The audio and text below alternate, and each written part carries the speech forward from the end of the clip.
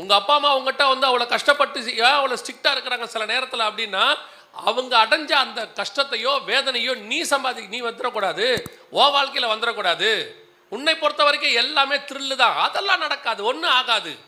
100 கிலோமீட்டரில் வேகத்தில் பைக்கில் போய் அப்படி காருக்கு நடுவில் அப்படி போயிடுவேன். அப்பா சொல்லுவார், வேகமாக போகாத. அப்பா அப்படித்தான் சொல்லுவார், தெரியாது சும்மா நான் அப்படியே போயிடுவேன். எல்லா நாளும் போக முடியாது, ஒரு நாள் மிஸ் ஆகும்.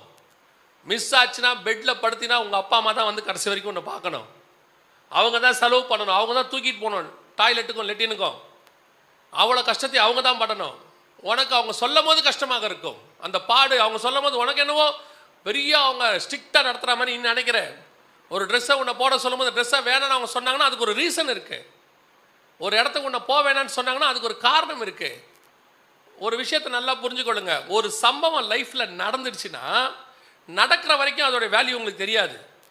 நடந்துருச்சுன்னா அது லைஃப்பில் விழுந்த வடு மாதிரி சாகிற வரைக்கும் போகாது. அந்த வடு உனக்கு வரக்கூடாதுன்னு தான் உன் பெற்றோர் சொல்கிறாங்க. அது நீ அனுபவிக்க கூடாதுங்கிறதுக்கு தான் சொல்கிறாங்க. உனக்கு அது தெரிய மாட்டேங்குது. ஓ, அப்பா அம்மா ரொம்ப ஸ்ட்ரிக்ட்டு. இஸ்மவேல் அப்படி தான் நினச்சிருப்பான், எங்கள் அப்பா என்னை விரட்டி விட்டான். ஆனால் ஒரு நாள் இஸ்மவேலுக்கு தெரிஞ்சிச்சு, எங்கள் அப்பா நீதிமான். எங்கள் அப்பா விரட்டினதுக்கு முன்னாடி காரணம் இருக்குது. ஆண்டவர் சொல்லித்தான் எங்கள் அப்பா விரட்டி விட்டார்.